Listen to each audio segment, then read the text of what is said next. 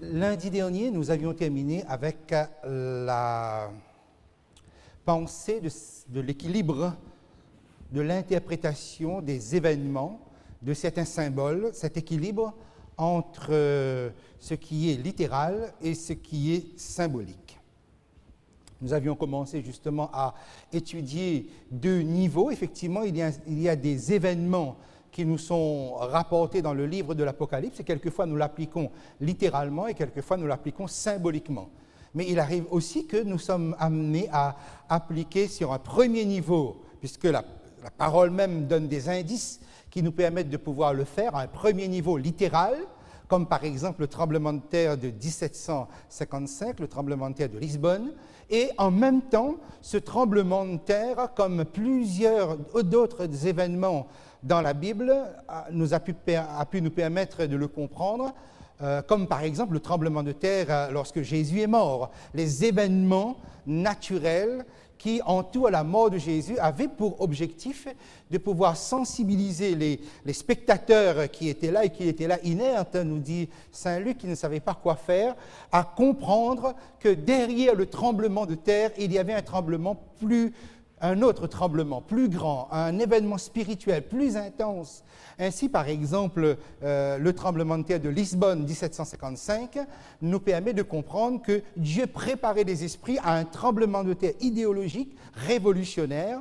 C'était effectivement la Révolution française qui avait été préparée par d'autres révolutions avant, Révolution anglaise, Révolution américaine, Révolution hollandaise, mais la Révolution française, c'est la révolution qui va bouleverser l'Europe, qui va renverser les monarchies et permettre à Dieu de mettre en place un climat de tolérance et de liberté religieuse qui convenait, qui était pertinent à son plan et à ce qu'il voulait et la façon dont le dernier message, le dernier évangile devait être propagé dans le monde entier.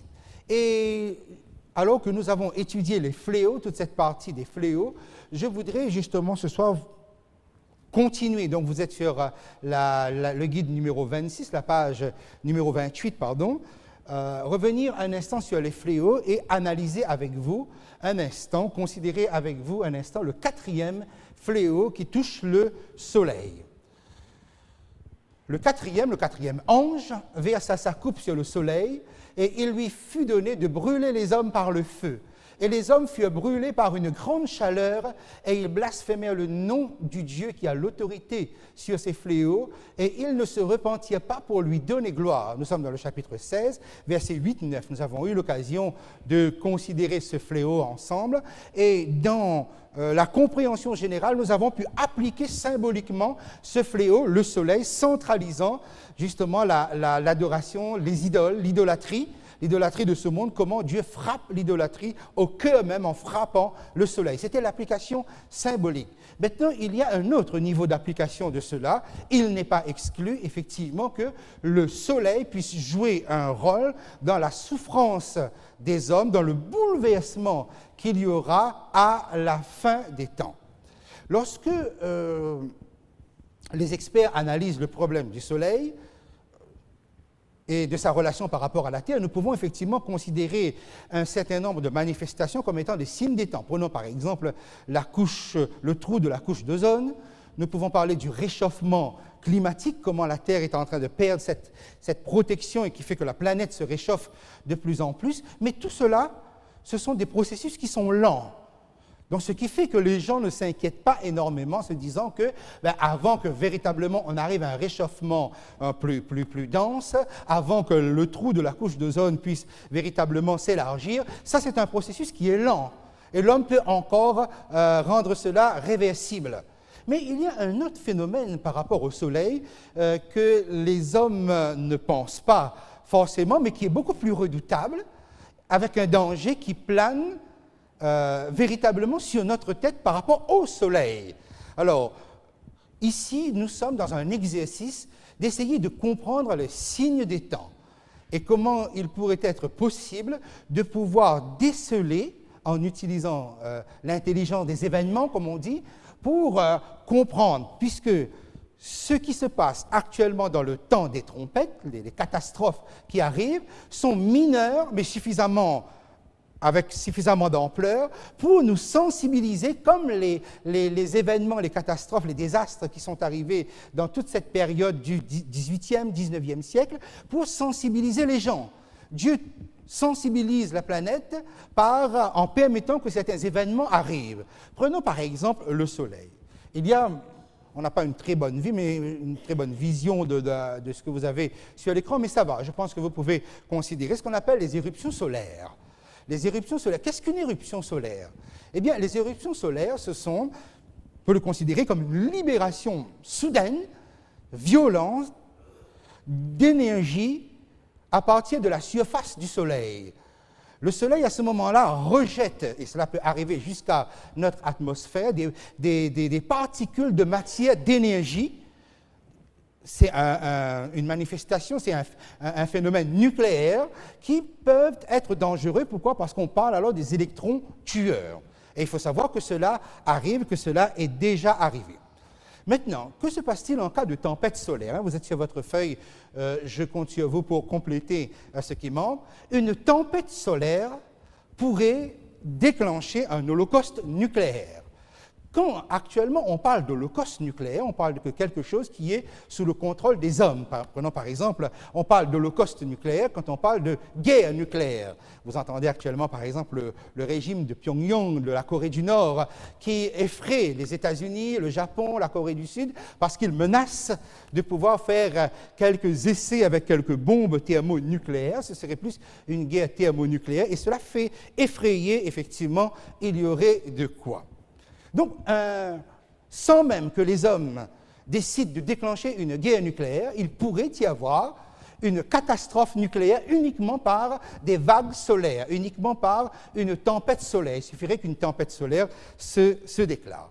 Pourquoi ce serait dangereux là, en 2013 par exemple, et pas avant, lorsque ces tempêtes solaires se sont déclarées? Parce que les hommes ont mis en place ce qu'on appelle les centrales nucléaires. C'est quoi? À quoi ça sert une centrale nucléaire? Une centrale nucléaire sert à fabriquer de l'électricité, puisque maintenant, donc, on a transposé ça dans le civil. Avant, c'était particulièrement les militaires qui utilisaient le nucléaire pour les armes.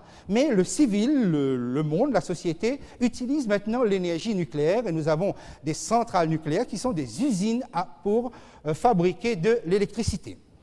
Nous avons, et nous pouvons compter dans le monde, à peu près 440 centrales nucléaires, et nous pouvons dire que l'humanité a à gérer environ 700 réacteurs nucléaires, bien que 200 là-dedans est situé au niveau purement pour des réacteurs de recherche, mais on va dire que l'humanité doit gérer environ 700 réacteurs nucléaires. Alors comment fabrique-t-on de l'électricité avec le nucléaire?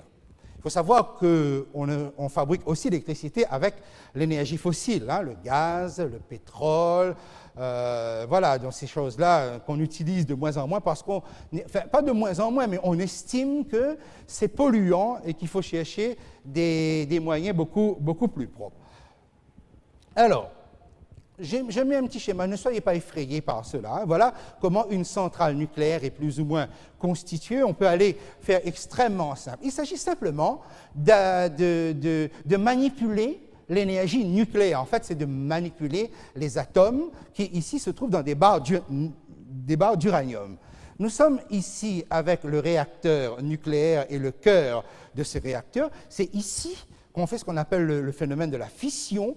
On manipule, je vais dire ça d'une manière extrêmement simple, en manipulant, en jouant avec les atomes de ce noyau d'uranium, on arrive à produire une grande chaleur. Pourquoi? Parce que ça libère beaucoup d'énergie. Avec cette chaleur, on fait bouillir de l'eau. En faisant bouillir de l'eau, ça dégage de la vapeur, une vapeur à très haute température avec une très haute pression. Et cette pression de cette vapeur fait tourner des turbines qui sont ici, et ces turbines entraînent un alternateur qui se trouve là, et c'est cet alternateur qui produit de l'électricité, et ainsi donc vous avez le transformateur, et puis tout un réseau électrique, toute une ville pourrait être éclairée de cette manière-là. Donc vous voyez qu'on manipule ici une chaleur extrêmement dense.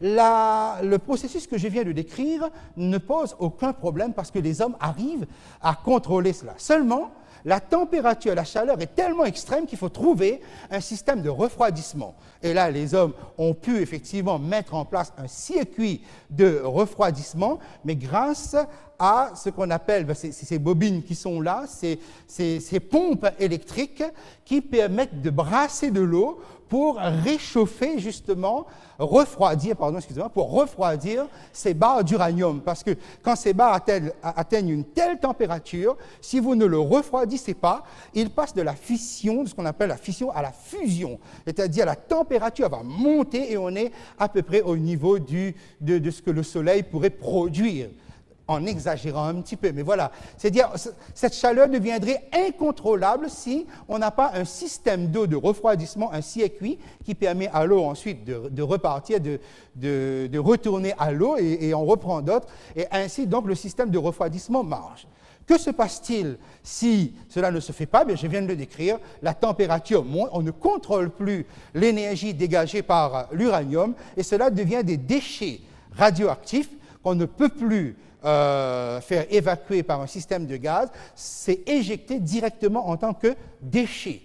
Tant qu'on arrive à refroidir, c'est bon, mais quand on ne peut pas refroidir, eh bien, ça est envoyé dans l'atmosphère et ce sont des déchets radioactifs qui se trouvent là.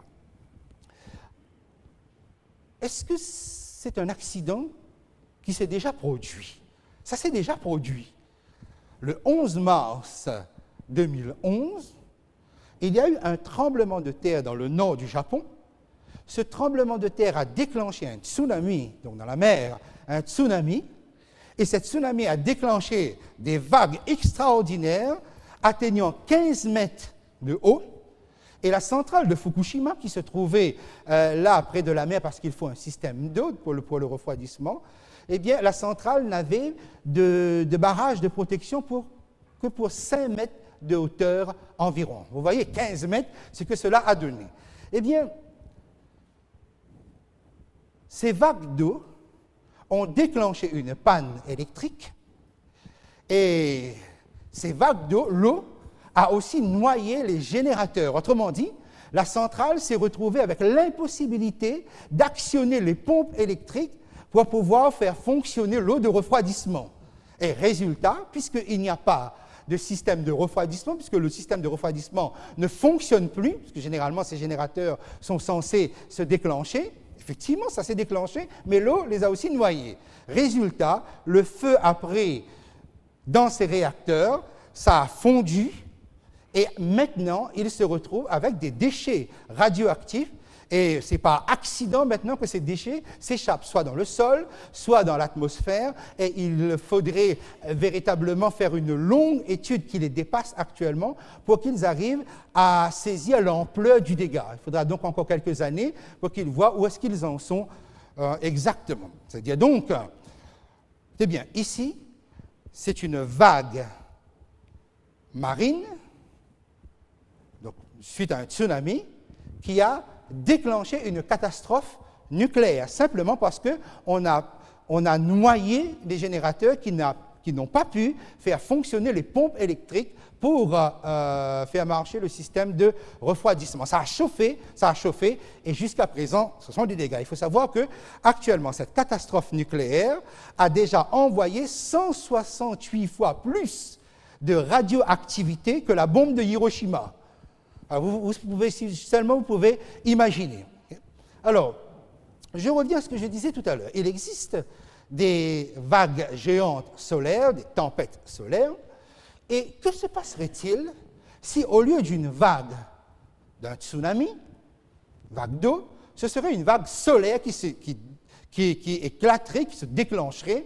Que se passerait-il exactement par rapport à la Terre?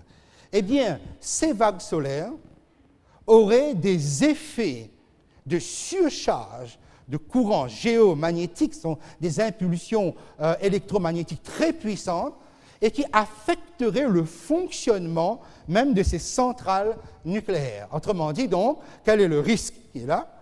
L'homme ne peut pas contrôler les vagues solaires, les tempêtes solaires. Si ça arrive, eh bien, immédiatement, il y aurait une surcharge dans les transformateurs, de tous les transformateurs des pays du monde d'ailleurs. Tout le réseau électrique planétaire serait en surcharge et cela cesserait de fonctionner, un peu comme un orage, lorsque il est déjà arrivé que, voilà, il y a un orage et ça surcharge le transfo et paf, vous avez une panne de courant. Mais cette fois-ci, ce serait planétaire. Mais imaginez un seul instant que tous les réseaux électriques du monde seraient en panne. Eh bien, voilà la catastrophe. Parce que pendant quelque temps, 48 heures ou 24 heures, on arriverait à ces 440, ces 400 et quelques centrales nucléaires du monde, on arriverait à les réguler, la chaleur. Mais très vite, le monde serait plongé dans un chaos. Non seulement parce que s'il y a une vague solaire, les satellites qui se trouvent dans notre atmosphère seraient immédiatement grillés. Si les satellites sont grillés, ça veut dire donc qu'il n'y a plus de communication dans le monde. Ça veut dire qu'il n'y a plus cette diffusion d'informations en direct que vous assistez actuellement et qui permet au monde d'être connectés les uns aux autres. Chaque nation serait complètement, non seulement dans le noir, mais isolée. Avec cela, donc, tous les incendies que vous pourriez avoir, vous pourriez, voilà, on imagine tout ce qui suit généralement quand il y a ce type de chaos-là, les vols, les pillages, etc. Tous les téléphones portables s'arrêteraient de fonctionner, puisque tout cela fonctionne à l'électronique qui dépend du réseau électrique. Toutes les voitures, puisque les voitures sont de plus en plus électroniques, s'arrêteraient de fonctionner. Vous pouvez imaginer dans quelle situation serait le monde. Ça seulement pour une vague solaire, pour une tempête solaire plus ou moins ordinaire. Donc, tout ce calcul a déjà été fait. Et en 2012, la NASA avait photographié, justement, il y avait eu des vagues solaires. C'est bien. Et les catastrophes, vous pouvez imaginer ce que cela pourrait représenter à un monde qui serait complètement dans le chaos. Et en 1859, il y a eu une vague solaire, une tempête solaire, une éruption solaire de très grande intensité, 1859. Essayez donc de faire le lien, essayez de ramener ça justement à l'époque que nous sommes en train d'étudier. Nous sommes dans cette période qui démarre le temps de la fin. Il y a eu une tempête solaire. Et qu'est-ce que cette tempête solaire a fait? Et pourquoi on l'appelle l'avènement de Carrington? Parce que c'est l'astronome Richard Carrington, l'astronome anglais Richard Carrington, qui avait étudié le phénomène, qu'il avait observé, qui a écrit carrément et fait un rapport assez précis là-dessus pour décrire justement l'intensité. Cela a eu une perturbation, a déclenché une perturbation dans tout le système télégraphique, parce que c'était la seule infrastructure qui existait à l'époque. Perturbation, grillée, même de ceux qui travaillaient justement à envoyer des télégrammes, eh bien, ils étaient là, ils ont reçu des décharges électriques. Cela n'a pas eu un grand effet dans le monde. Vous savez pourquoi? Et on a calculé que si la même tempête qu'il y a eu en 1859 se passait en 2013, vous auriez toutes ces catastrophes que j'ai décrites tout à l'heure.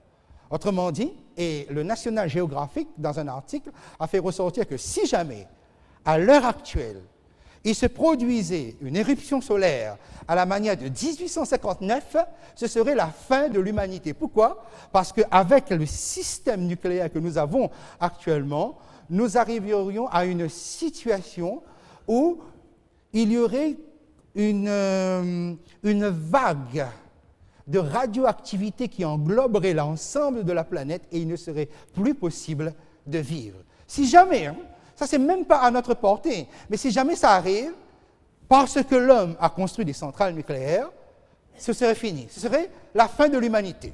Alors pourquoi je vous ai parlé de ça? Simplement pour ceci. Pourquoi ces vagues, toutes les tempêtes solaires de haute intensité ont été enregistrées avant, dans cette période-là, et pourquoi il n'y en a plus eu après? Remarquez bien, toutes les éruptions solaires de grande intensité à la manière de 1859, observées par Carrington, se sont réalisées avant l'ère électronique moderne. Donc, l'humanité, la Terre, n'a pas subi les effets à grande ampleur. Mais si la même chose se produisait là, à notre époque, ce serait fini de l'humanité. Alors la question est, pourquoi ça ne se produit pas? Alors qu'on a observé des phénomènes en 2012, on a observé des phénomènes en 1989, mais pourquoi ça n'atteint pas la même intensité? Vous comprenez maintenant? C'est qu'en réalité, il y a quelqu'un qui est en contrôle de ces éléments de la nature. C'est pourquoi ce n'est pas arrivé. Parce que l'œuvre de Jésus-Christ n'est pas terminée. Donc il ne peut pas y avoir la fin de l'humanité avant que son œuvre se termine. Car si on laisse le soleil, effectivement, peut-être simplement un déclenchement de la nature, et puis c'est fini. Hein? On ne parle même plus de la Terre en l'espace de quelques jours. Or, ça ne s'est pas fait. Pourtant, ça pourrait se faire là ce soir. Ça pourrait arriver, et ce serait fini. Hein? Quelqu'un est véritablement en contrôle de l'histoire. Donc, mes amis, ça ne se fait pas là. Mais il est fort possible, puisque tout à l'heure je vous ai lu le 4e fléau, il est fort possible que lors du 4e fléau, cette histoire, donc ce circuit, ce processus que je viens de décrire, se passe.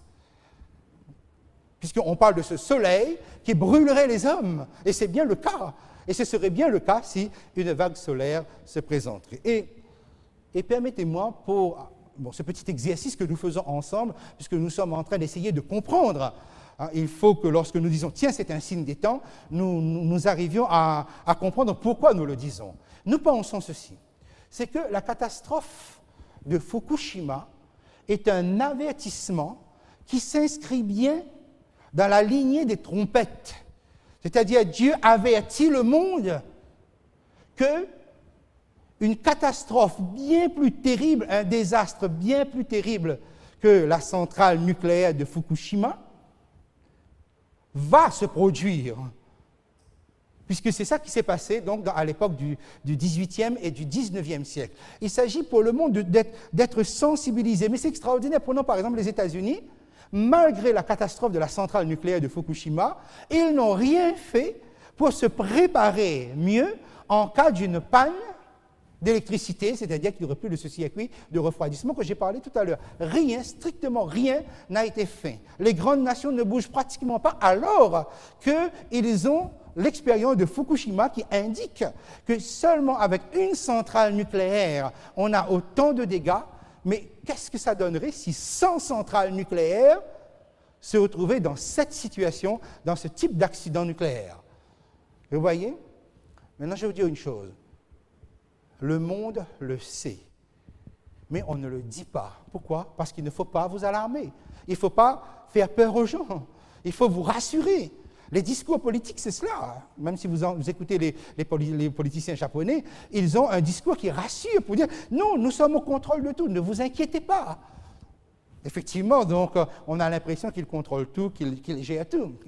Mais alors, donc je le dis ce soir, après tout ce que je viens de dire, c'est que la catastrophe de Fukushima est un signe précurseur qui se situe dans la lignée des trompettes pour avertir le monde d'un danger beaucoup plus grand que les dangers provenant des centrales nucléaires, et que cela oriente l'attention de l'humanité vers les fléaux. Puisque les fléaux, ça se fait. Ça se fait avec une intensité encore plus grande. Donc nous pouvons dire donc, que Fukushima constitue bien un signe précurseur, un avertissement de Dieu, mais avec des effets atténués, diminués, puisque tout à l'heure je vous ai dit, mais comment ça se fait? Tout récemment, si vous suivez les actualités, vous avez dû apprendre que 22 litres de liquide radioactif sont tombés dans le sol, venant de Fukushima. Pourquoi? Parce qu'ils ne peuvent plus contrôler, ils ne peuvent pas véritablement contrôler, ils contrôlent ce qu'ils peuvent. Il nous appartient, lorsque nous suivons l'actualité, de savoir comment cela s'applique et comment Dieu interpelle la conscience de l'humanité à revenir vers sa parole, à revenir vers lui. Pourquoi? Eh bien parce que, je le répète, 1859, si le même événement se répète, c'est fini.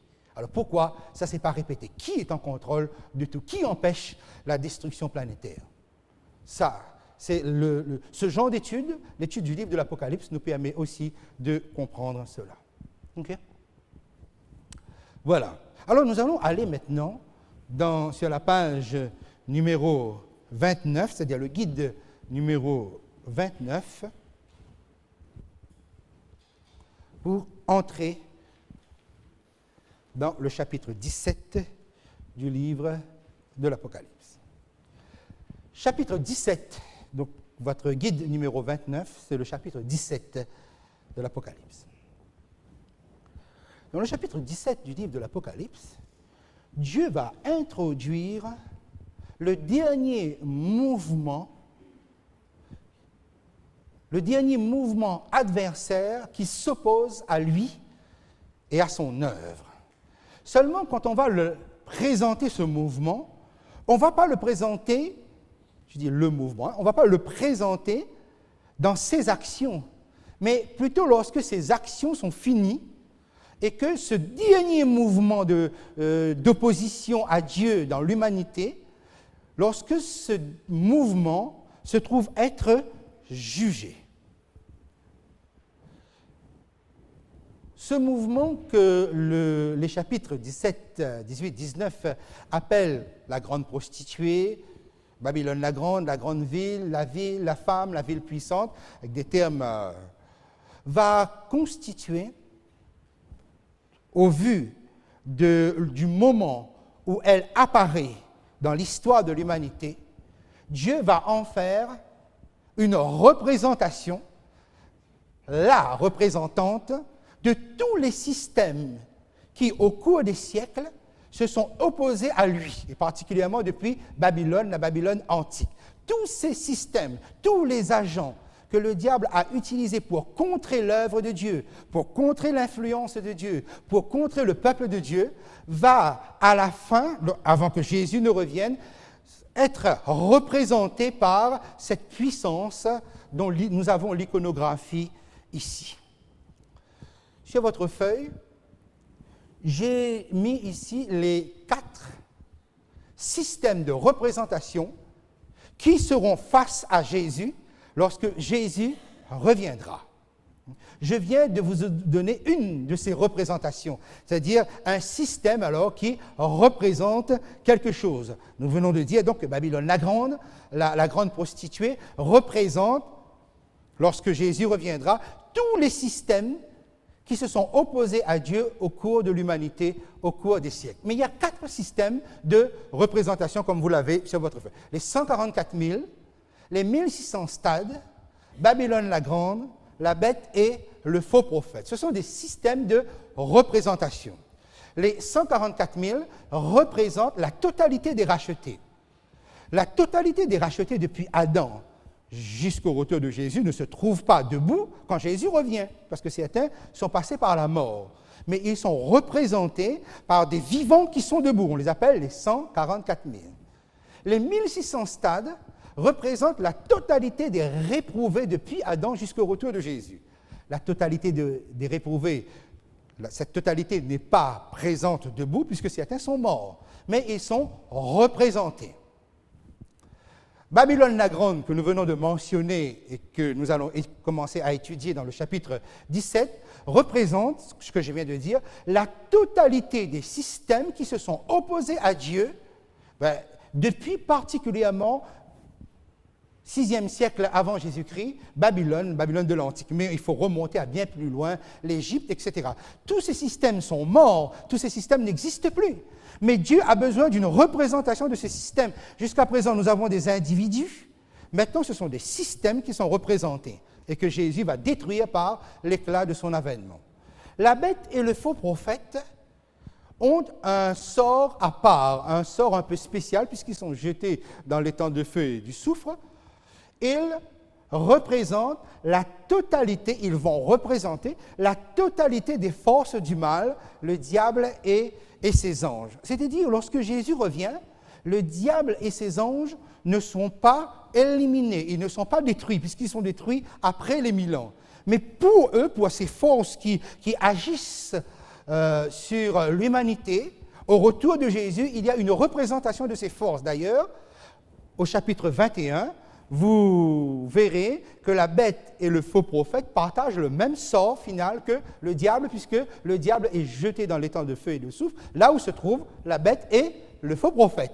Donc, ils ont comme un sort à part. Vous remarquez donc, quand Jésus revient, il y a face à lui 4 systèmes de représentation. Ceux qui sont debout, mais qui sont rachetés, qui représentent la totalité des rachetés. Ceux qui sont debout, mais qui sont perdus, mais qui représentent la totalité des perdus. Le système qui est là et qui s'oppose à Dieu avec une manière extrêmement violente à la fin des temps, qui représente la totalité des systèmes jusqu'à présent, donc avec un mûrissement, une maturité inouïe. Et la bête et le faux prophète, eux, ils représentent les forces du mal qui seront détruits, puisque eux, ils seront détruits à cet instant même. OK? Voilà, eh bien, nous allons, puisque si vous avez bien saisi ces 4 systèmes de représentation lorsque Jésus arrive, nous allons essayer maintenant de cerner le système final qu'on nous propose dans le chapitre 17. Les versets 1 à 5 de votre Bible, l'Apocalypse, que je vous invite à prendre avec moi, l'Apocalypse.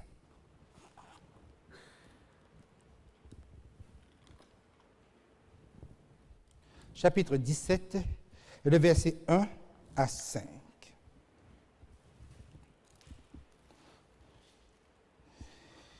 Je lis, puis un des 7 anges qui tenait les 7 coupes, vous voyez le lien tout de suite, il s'agit donc d'un des 7 anges qui tenait les 7 coupes, c'est-à-dire donc les fléaux en rapport avec les fléaux. En fait, c'est le 7e ange que nous avons au verset 17 du chapitre précédent. Vint et il m'adressa la parole en disant, viens, je te montrerai le jugement de la grande prostituée qui est assise sur les grandes eaux.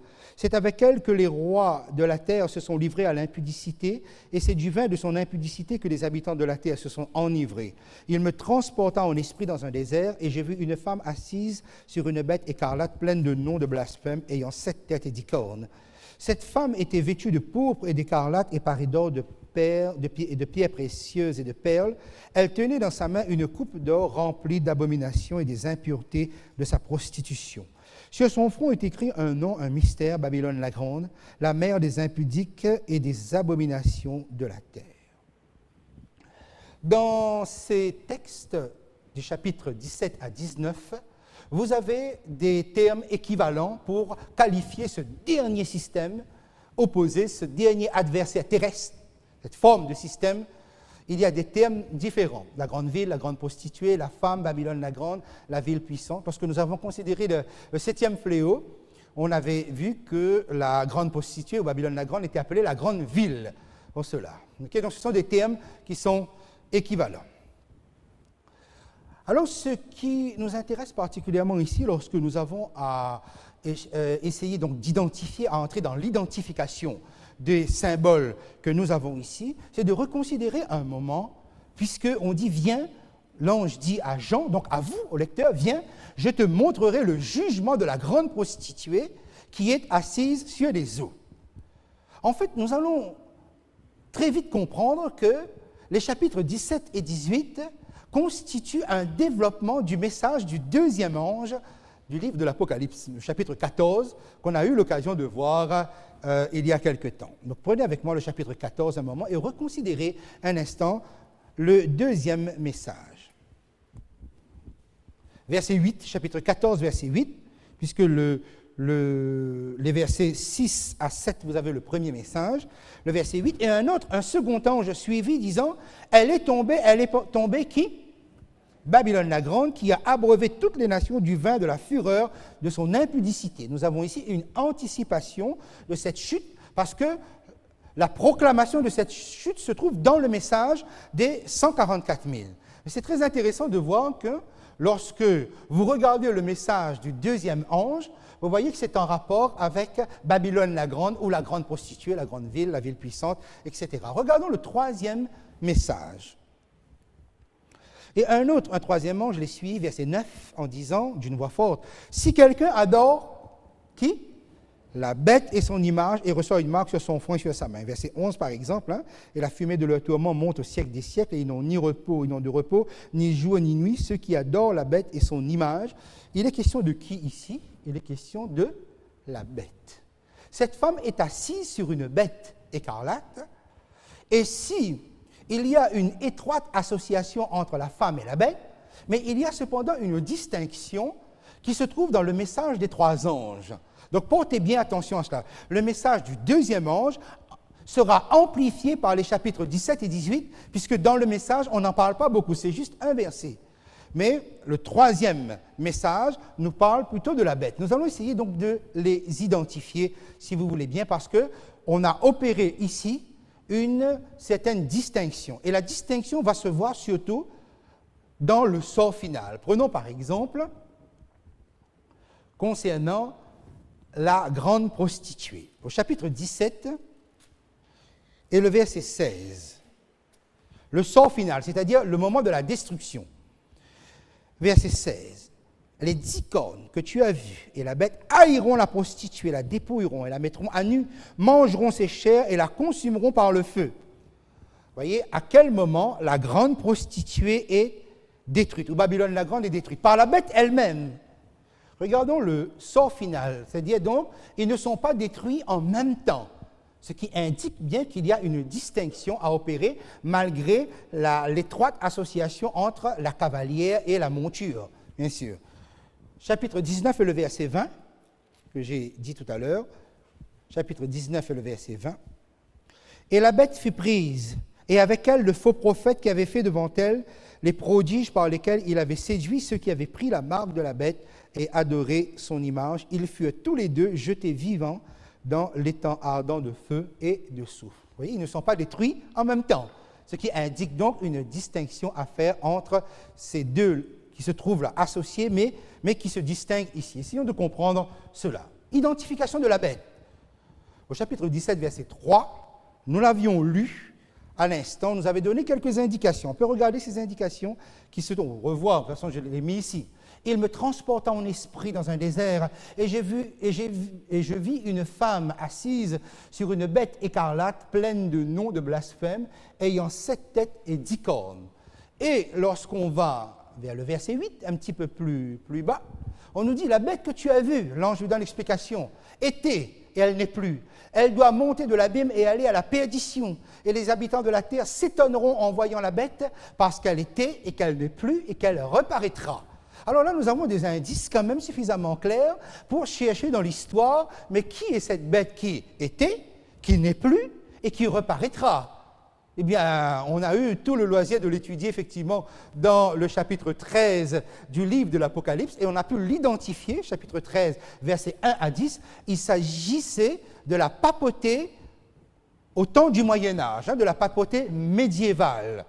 Donc c'est cette puissance qui est là, mais avec une indication. Il y a un indice ici très important et nécessaire, et que j'ai entouré là, c'est qu'elle est écarlate.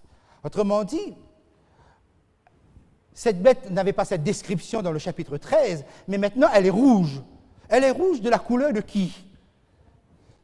La couleur du dragon, chapitre 12, puisque le dragon était rouge. Maintenant, regardez bien, à la fin, avant et pour faire apparaître la grande prostituée, Babylone la grande, cette bête-là qui revient, qui reparaît, elle est rouge, c'est-à-dire elle s'identifie totalement au dragon. Autrement dit, elle, sur la terre, cette bête aura une puissance plus grande qu'elle n'avait au Moyen-Âge, à l'époque entre 538 et 1798. Vous vous rappelez cette longue période de 12 siècles, 1260 années. À la fin, cette bête aura plus de puissance, elle a plus de caractéristiques du dragon. Elle est rouge comme le dragon, c'est rouge. Mais donc, nous comprenons la bête comme étant ce système de la papauté qui revient en force, avec plus de force, plus de pouvoir, justement. Identifions la femme. Au chapitre 17 et le verset 3, nous avons vu, Jean dit, on me transporta en esprit dans le désert et je vis une femme. Il y a une association ici, femme-désert. Cette association se trouvait aussi dans le chapitre 12 que nous avons eu l'occasion d'étudier. Et cette femme qui était dans le désert, cette femme qui s'enfuit dans le désert, c'était qui? C'était L'église de Jésus-Christ, son épouse, qui s'enfuit. Donc, cette association femme désert nous permet de comprendre qu'en fait, cette femme qui est ici et qui monte une bête écarlate, c'est une église chrétienne. Je ne sais pas si c'est un pléonasme, ça dépend sur quelle langue on le prend, mais c'est véritablement un mouvement chrétien qui s'apparente à l'église chrétienne. Voilà la forme qu'elle aura. Ce sera une église. Continue. Mais on dit prostituée. On l'appelle la grande prostituée. Prostituée, c'est un langage que tous les prophètes de la Bible comprennent. Et comme Jean, l'apôtre Jean est un prophète, il comprend immédiatement le sens. C'est qu'en fait, la prostituée, c'est le peuple de Dieu, mais le peuple de Dieu dans l'adultère. Le peuple de Dieu qui se corrompt. Le peuple de Dieu dans l'immoralité. Il s'agit donc, si c'est une église, il s'agit d'une église de compromis. Il s'agit d'une église corrompue. Okay? On poursuit. Pas de souci. Comprendre donc que cette grande prostituée représente le christianisme qui va dominer le monde à la fin des temps. Le christianisme dominant à la fin des temps. Continuons les caractéristiques de cette femme. Nous avons lu au verset 4, on nous dit qu'elle était vêtue de pourpre et d'écarlate. Donc nous sommes le christianisme dominant de la fin, l'Église qui domine le monde, l'Église, le christianisme, l'Église chrétienne qui imprègne le monde. Voilà ce qu'on nous dit. Littéralement, et c'est intéressant lorsque vous regardez un moment la phrase comme elle est rédigée dans le texte, elle était, ayant été revêtue. C'est-à-dire, si elle est vêtue de pourpre et d'écarlate, c'est parce que au préalable, on a une puissance supérieure à elle, l'a revêtue de pourpre et d'écarlate. C'est un langage qu'on utilise généralement pour la justification par la foi. On dit que nous sommes ayant été revêtus de robes blanches. Parce que la puissance au-dessus de vous, Jésus-Christ, vous a revêtus. Donc vous êtes maintenant vêtus de robes blanches. Ça va? Vous retrouvez le même. Ça veut dire une puissance supérieure à cette femme, donc ça veut dire qu'elle n'est pas toute puissante, et il y a des puissances supérieures qui la contrôlent, qui la dirigent, okay? Là, revêtue de pourpre et d'écarlate. Attention ici, pourpre et écarlate. Si elle a été revêtue, si une puissance supérieure, là, cette femme est donc un instrument, cette prostituée, cette église, ce système, ce mouvement, donner des termes interchangeables ici, a été fabriqué pour séduire et pour exécuter. Pour séduire qui? Les rois, la planète, les habitants de la terre, mais pour exécuter surtout. Exécuter quoi? Exécuter l'ordre que ses supérieurs lui donnent. On va lui confier une mission spéciale à la fin. Donc, on distingue ici l'Église chrétienne qui va s'imprégner partout, qui va s'infiltrer partout dans le monde avec une mission qu'on lui donne. Et il a été revêtu. Attention aux symboles qui sont ici, parce que nous apprenons un petit peu à détecter ces symboles qui sont là. Alors écoutez bien. Il y a pourpre, écarlate, et il y a une autre couleur qui est sur elle, le fin lin. Allons un instant très rapidement dans le chapitre 18 et le verset 16. Vous allez voir, lorsque le chapitre 18 d'ailleurs ne parle que de la grande prostituée et de son jugement, regardez le verset 16, on l'appelle la grande ville.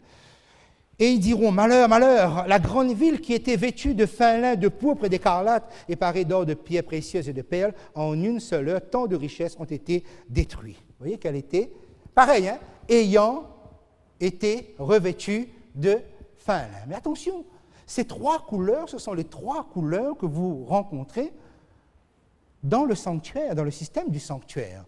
Ce sont des couleurs de Jésus-Christ. Vous avez donc ici les attributs de Christ qui sont usurpés. Le pourpre, d'ailleurs c'est avec beaucoup de moquerie, d'ironie que les soldats ont revêtu Jésus d'un manteau de pourpre, si vous regardez dans Marc et si vous regardez dans Jean. Le pourpre, c'est la royauté de Christ, c'est la couleur de la royauté. Pourquoi? Parce que les rois portaient le manteau de cette couleur-là. L'écarlate, qui venait d'un vert luisant et qui était sacrifié pour pouvoir avoir cette couleur rouge artérielle, l'écarlate représente le sacrifice de Jésus. Le fin lin représente la perfection reconnue de Jésus. Et vous avez là d'ailleurs les trois premiers évangiles. La royauté, Matthieu présente Jésus roi. Le sacrifice, Marc présente Jésus sous l'angle du serviteur souffrant, sacrifié. Et l'évangile de Luc présente Jésus sous l'angle de la perfection. Et ce sont ces attributs-là qui sont ici usurpés. Et c'est pour vous dire comment l'Église chrétienne, cette Église qui va imprégner et s'infiltrer et infiltrer l'humanité entière, aura vraiment toutes les apparences de Jésus-Christ. Voilà pourquoi ça va séduire. Voilà pourquoi ce sera séduisant. Parce que Jésus, même imité, est séduisant. Il n'y a qu'à voir lorsqu'on parle de quelqu'un sort un livre sur Jésus selon l'évangile de Judas ou autre. Ce sont des Jésus totalement bizarres, mais le monde, quelque part, est ému. Il y a un mouvement. Les gens, quelque part, quand on parle de Jésus, ça bouge. Ça bouge. Les gens ne sont pas insensibles sur les attributs de Jésus. Mais on y reviendra lorsque nous terminerons cette série.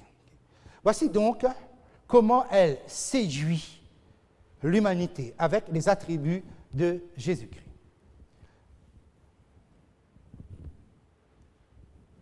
Les caractéristiques de la femme ayant été dorées. Même chose, toujours. C'est pour ça que j'ai parlé tout à l'heure de fabrication. C'est quelque chose qu'on fabrique, que l'humain fabrique. Voilà pourquoi nous pouvons donc comprendre qu'il s'agit bien d'une idole. Il s'agit d'une idole qui se présente comme une église chrétienne. C'est la confection d'une idole. Mais, quand vous la voyez, de la manière dont on avait lu ici, on donne une description à la manière d'une fête. La façon dont elle est habillée, la façon dont elle est parée, et la coupe qu'elle tient dans sa main, et c'est avec ça, donc, comme si elle passe avec tout le monde, et dans une ambiance de fête, elle fait boire son vin à tout le monde, et tout le monde est dans un état d'ivresse. De quoi il s'agit? Qu'est-ce qu'on veut nous dire? C'est que, attention mes amis, parce qu'à la fin, il y aura une illusion de fête et de joie, une illusion religieuse et spirituelle. Et le monde va aimer ça. Le monde va être ivre de cela. C'est l'ivresse de telle religion qui ressemble à une fête, qui ressemble à de la joie. C'est cela, en fait, finalement, ce type de séduction. Et on va dire, mais c'est Jésus, c'est l'amour de Jésus, c'est véritablement, voilà, la personne attractive de Christ lui-même. Mais tout cela va être présenté sous des dehors festifs. Festifs, donc fête. Voilà ce qu'on nous présente. Maintenant, concernant le nom de cette femme et la filiation maternelle qui se trouve là, nous étions dans le verset 5 que j'ai lu tout à l'heure. Sur son front est écrit un nom, un mystère. Hein. Babylone la grande, la mère des impudiques. Là où vous avez impudique, il s'agit donc de prostituées, la mère des prostituées. C'est le mot prostituée qui est ici, hein, le mot porneia. Et des abominations de la terre. On l'appelle ici Babylone la grande. C'est la première fois qu'on l'appelle, qu'on la désigne comme telle, Babylone la grande. On avait ça par anticipation dans le message du deuxième ange. Alors, regardons les caractéristiques ici.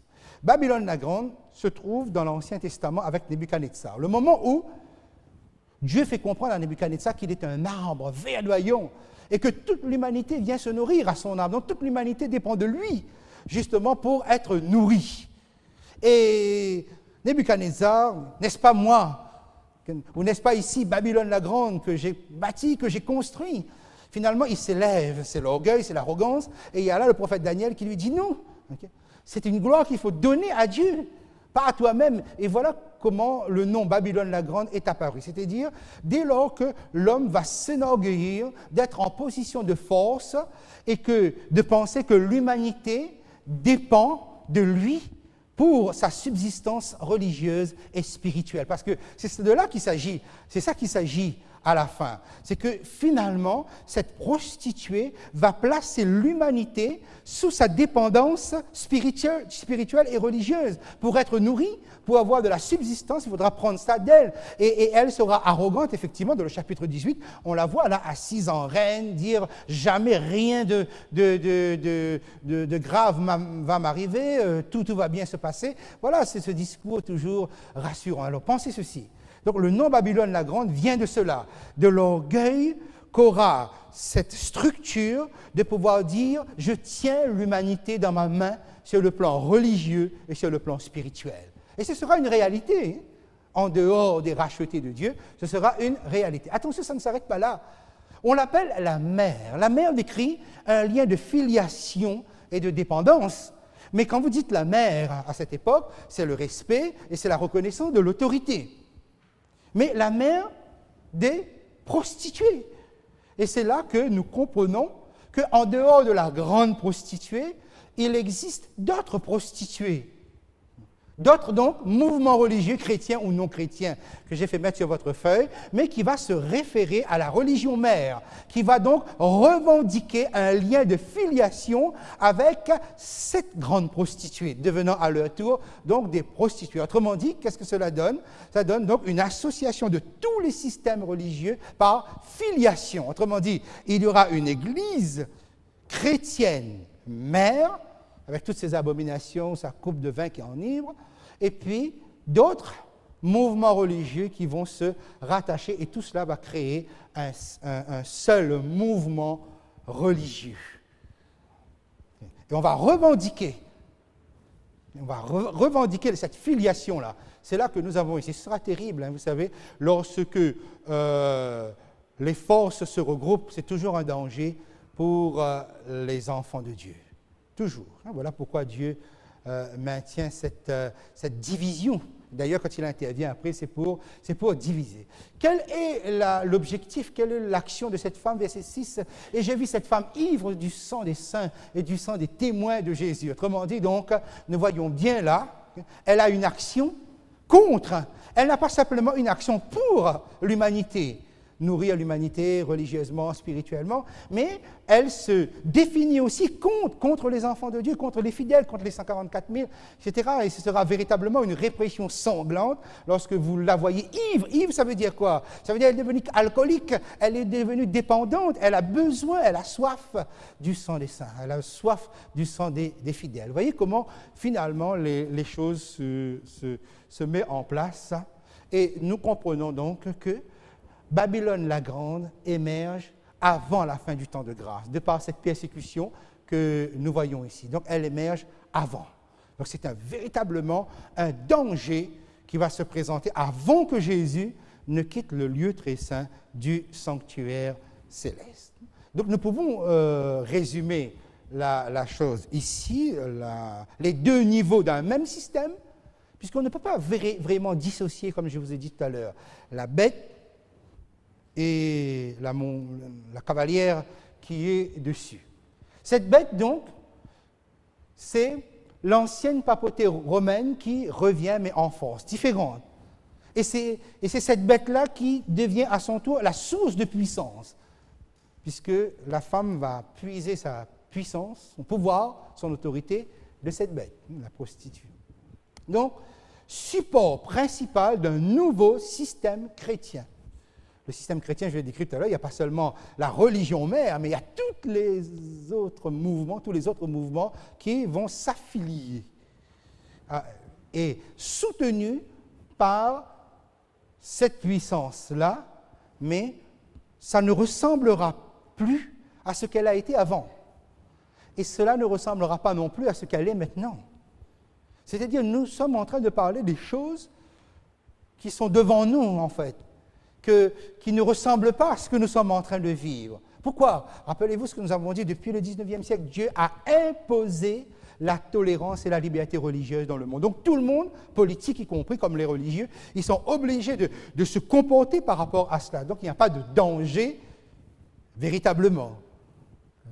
Ce n'est pas la même forme que nous verrons. Mais l'intensification de la crise va bouleverser le comportement humain. Les humains vont changer. Il y aura une nette différence entre ce que nous verrons et ce que nous voyons actuellement. Tandis que la prostituée, c'est le nouveau système chrétien dominant, c'est-à-dire c'est l'Église chrétienne, mais pas avec ce que vous voyez là en ce moment, mais beaucoup plus répressive, beaucoup plus agressive, avec un mouvement de séduction tourné vers la terre, un mouvement d'exécution par rapport à la Trinité satanique, le dragon, la bête et le faux prophète, et un mouvement de persécution envers les fidèles de Dieu. Vous savez, Jean va dire quelque chose ici, lorsque on vient de lui révéler cela, ou lorsqu'il vient de voir cela en vision. Verset 6, hein, j'ai vu cette femme ivre du sang. Et c'est à ce moment-là, il dit, en la voyant, je fus saisi d'un grand étonnement. Littéralement, en la voyant, je fus saisi, ou plutôt, je m'étonnais d'un étonnement mégalo. Parce que c'est là le mot qu'il y a ici. Hein, on a parlé de ça lundi dernier, mégalou, ça veut dire démesuré. C'est-à-dire qu'il y a véritablement une emphase sur le mot étonnement. Il est surpris, il est étonné par ce qu'il voit. Et cela peut se comprendre, et si son étonnement a été révélé ici, c'est bien pour confirmer quelque chose. C'est que, vous voyez, dans la succession des révélations, au chapitre 12, vous avez la femme revêtue de blanc et dans toute sa pureté, qui est l'Église chrétienne. Et Jean connaît l'Église chrétienne, l'Église de Christ, de cette manière-là. Il est lui-même un dirigeant de l'Église, cette Église chrétienne. Maintenant, voilà ce qu'il voit. Église chrétienne, mais voilà. Autrement dit, c'est la même Église, mais qui est devenue cela. Et qu'a fait cette Église? A donné un reste de sa postérité. Il y a un reste. Et le reste s'échappe parce que le reste n'a pas voulu devenir ça. Le reste, c'est-à-dire la postérité ou les enfants n'ont pas voulu devenir comme cela. Ils sont échappés. Et qu'est-ce qu'il voit? Il voit cette Église dont il est un des dirigeants à l'époque où il voit cela, cette Église persécuter, réprimer les chrétiens fidèles. Oui, il est complètement bouleversé parce que ce n'est pas quelque chose qui s'inscrit dans sa structure, dans sa manière de voir. Il voit l'Église dont il est le serviteur devenir un instrument totalement dans la main du diable. Et surtout, jusqu'à présent, les persécutions restent malgré tout régionalisées, localisées. Mais cette puissance-là réussit à entraîner l'humanité entière contre les enfants de Dieu. Et il y a de quoi être étonné, il y a de quoi être surpris. Et l'ange va lui dire, mais pourquoi t'étonnes-tu? Pourquoi es-tu surpris? Viens, je te montrerai. Et effectivement, et permettez-moi de terminer moi, avec ça ce soir, l'ange va lui donner une explication nécessaire pour la suite. Le verset 8, nous l'avons vu, nous l'avons lu, pour comprendre qui est la bête, qui était, et qui monte de l'abîme pour aller vers la perdition. On arrive au verset 9. L'ange dit, c'est ici l'intelligence qui a de la sagesse. Nous sommes familiarisés avec cela. C'est ici. C'est ici, veut dire, attention, il y a un moment stratégique de l'histoire, un moment grave de l'histoire. Faites attention, vous les enfants de Dieu. Il faut avoir de l'intelligence. L'intelligence, c'est l'intelligence qui connaît Dieu, qui connaît le caractère de Dieu. Bonté, justice, etc. Je vous ramène à la feuille de guide au numéro 19. Hein, vous retrouverez ces éléments-là. Mais l'intelligence qui est éclairée. Parce qu'à la fin, il ne suffira pas d'avoir de l'intelligence ou de connaître Dieu. Il faut que cette intelligence soit éclairée, de la sagesse, avec toute cette crainte qu'inspire la connaissance de Dieu lorsqu'on a défini qu'est-ce qui est bien, qu'est-ce qui est mal. C'est ici l'intelligence qui a de la sagesse. Les 7 têtes sont 7 montagnes sur lesquelles la femme est assise. Remarquez bien, la femme est assise sur les 7 têtes. Ça fait la 3e fois dans ce texte que nous voyons la femme être assise. Elle est assise sur un siège à 3 angles. La première fois, nous la voyons assise sur les eaux, qui représentent les peuples, foules, nations, les langues, etc. La deuxième fois, nous la voyons assise sur la bête écarlate. Et là, nous la voyons assise sur les têtes de la bête. Assise sur les eaux, c'est là où vers qui elle vit, elle exploite son pouvoir, les nations, vers qui s'est tournée. Sur la bête, c'est d'où vient son pouvoir. Donc, sur les eaux, sur les nations, c'est vers qui elle exprime cette autorité-là. Assis sur la bête, c'est de qui vient cette autorité. Mais assis sur les têtes, c'est la légitimité qu'elle aura de réprimer les enfants de Dieu à la fin des temps. C'est-à-dire donc maintenant, c'est contre qui? Donc vers qui, de qui et contre qui son autorité. Alors, d'abord, voyons ce que nous avons ici. Cette tête, on nous dit, c'est 7 montagnes. On nous dit, ce sont aussi 7 rois. Nous comprenons donc 7 rois, c'est 7 royaumes. Quand on parle de roi dans les livres prophétiques, c'est royaume. Mais là, vous voyez l'association qui est faite, montagne, royaume. Dans Daniel, au chapitre 2, vous avez bien cette association montagne, royaume. Par exemple, le chapitre 2 et le verset 35, où Daniel dit, la petite pierre, la pierre que tu as vu détachée d'une montagne sans le secours de coup de main qui vient frapper, devint une grande montagne qui remplit toute la terre. Et au verset 44-45 de ce chapitre 2, on voit que cette montagne, c'est le royaume de Dieu lui-même qui s'installe sur la terre. Donc nous avons bien le lien, les têtes, ce sont des royaumes. Maintenant, la question, ce sont aussi 7 rois. On nous donne des indications, 5 sont tombés, 1 existe, l'autre n'est pas encore venu, et quand il sera venu, il doit rester peu de temps. Qui sont donc ces 7 rois majeurs? Et on parle de certains qui sont tombés donc dans l'histoire. Lorsque nous étions dans le chapitre 12 du livre de l'Apocalypse, on avait vu les 7 têtes du dragon, le dragon rouge. Ici, le dragon donne toutes ses caractéristiques à la bête. Cette bête qui est là et qui a 7 têtes. Effectivement, le dragon a 7 têtes et 10 cornes. Mais la bête aussi, papauté médiévale, a 7 têtes et 10 cornes. Ici, on lui donne toute son autorité, son pouvoir, ses caractéristiques. Donc, les têtes de la bête, ce sont les mêmes que les têtes du dragon. Vous me suivez? Donc, il nous suffit simplement de nous reporter aux têtes du dragon. Vous vous rappelez de ça? Alors, avec moi, vous avez quoi? Babylone, Mèdes et Perses, la Grèce, Rome, la papauté médiévale, faux prophète, chapitre 13 ici, et Babylone la Grande. Et Jésus revient. Ce sont tous les systèmes, tout à l'heure, lorsqu'on disait que Babylone la Grande va être la représentante de tous les systèmes qui se sont opposés à Dieu, opposés au peuple de Dieu au cours des siècles. Vous avez un certain nombre ici, mais il y en a plus si on remonte depuis Adam. Donc, nous avons 1, 2, 3, 4, 5, 6, 7. Nous avons donc les 7 têtes de la bête ici. Alors, on nous dit, 5 sont tombés. Babylone, Mèdes et Perses, Grèce, Rome, papauté médiévale. Parce qu'effectivement, cette bête a reçu un coup mortel. Donc, nous sommes avec la 6e tête et la 7e qui est devant nous. On dit, l'autre n'est pas encore venu, mais quand il sera venu, il doit rester peu de temps. Regardez bien ce schéma. Jean parle comme s'il était sous la 6e tête, 6e période. Alors qu'en fait, historiquement, Jean se situe ici. Mais le Saint-Esprit le place à notre époque. Comme si ce soir il était là, il aurait dit la même chose que nous, on a dit, 5 sont tombés, un existe, l'autre n'est pas encore venu. Mais ça, c'est notre époque, ça. C'est-à-dire toute la période du temps de la fin. Et pourquoi Jean est placé ici, et non pas textuellement, il aurait dû être là. Historiquement, il est ici. Textuellement, il aurait dû se placer. Pourquoi il est placé à notre époque? Je pense pour 2 raisons. La première raison, c'est que c'est dans cette période du temps de la fin, vous vous rappelez, c'est là que se débloque la connaissance de la prophétie. Les livres de Daniel et de l'Apocalypse sont mieux compris, les prophéties sont mieux comprises, beaucoup étudiées, et il y a une lumière qui éclate à partir du 19e siècle. Et c'est là, justement, on comprend, et c'est effectivement dans cette période que les gens peuvent comprendre ce langage.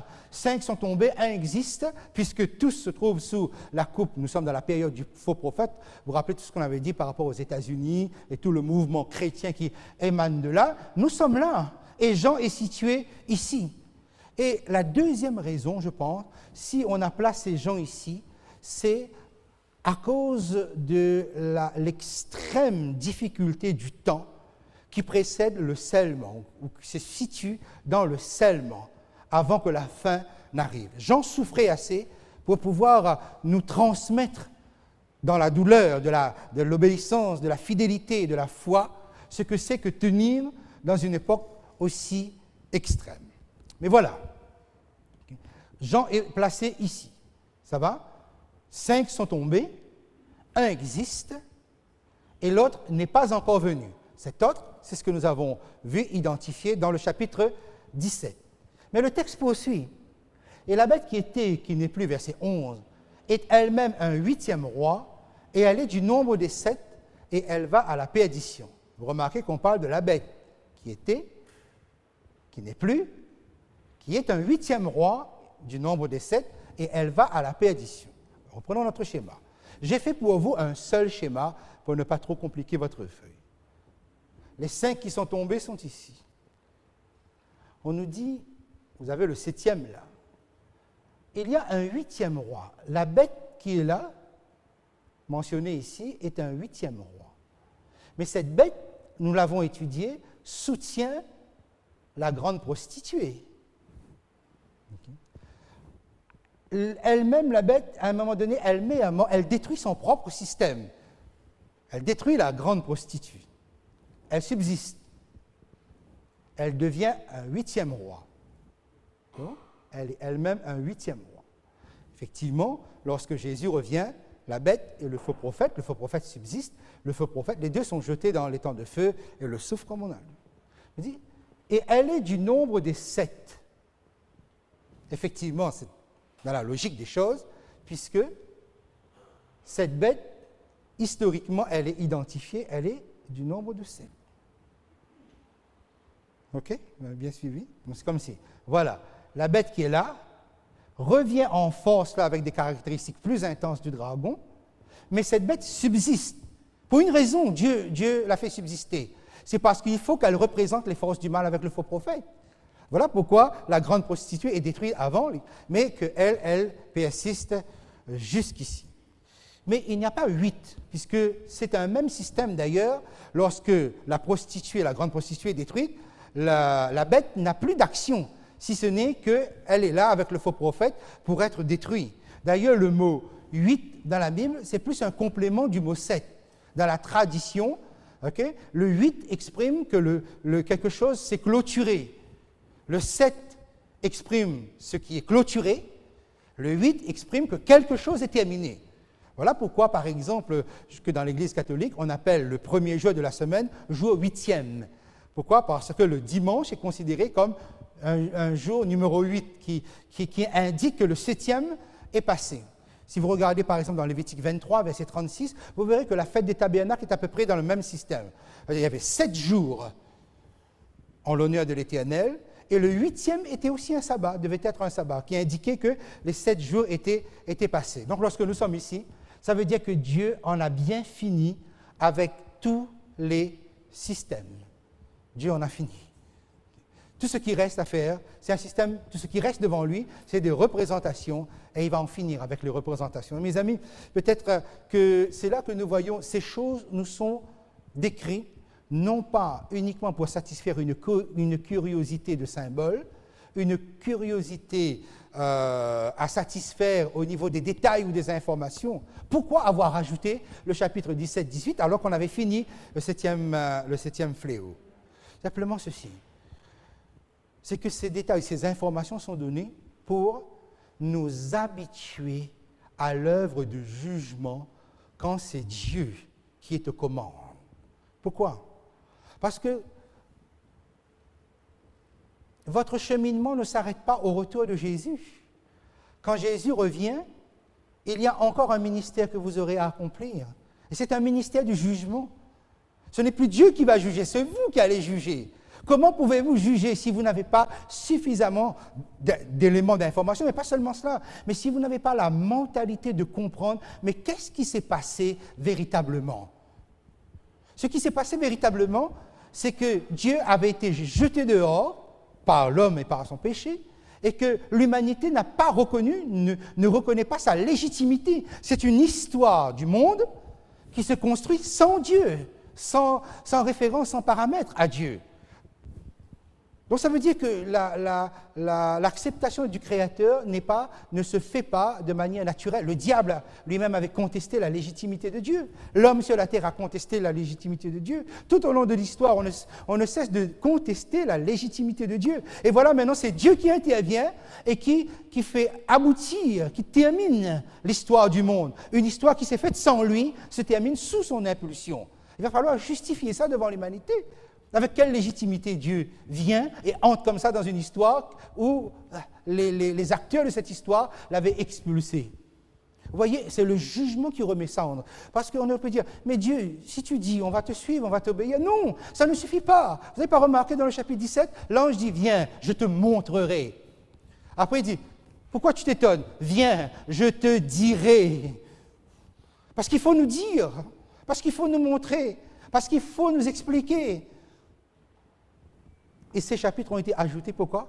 Pour vous former à être en mesure de justifier pourquoi Dieu est intervenu. Parce que dire seulement « je suis Dieu » et obéissez, on sait, le diable avait entendu ça, Lucifer avait entendu ça. Vous avez vu ce que ça a donné. Il va falloir qu'on explique. Il va falloir que nous soyons aptes, en mesure de pouvoir occuper ce siège de juge pendant les 1000 ans. Et tous ces détails sont là parce que Dieu vous fait déjà entrer dans cette éternité-là. Parce que vous n'appartenez plus à cette mentalité terrestre. Vous appartenez à un autre système, le système céleste.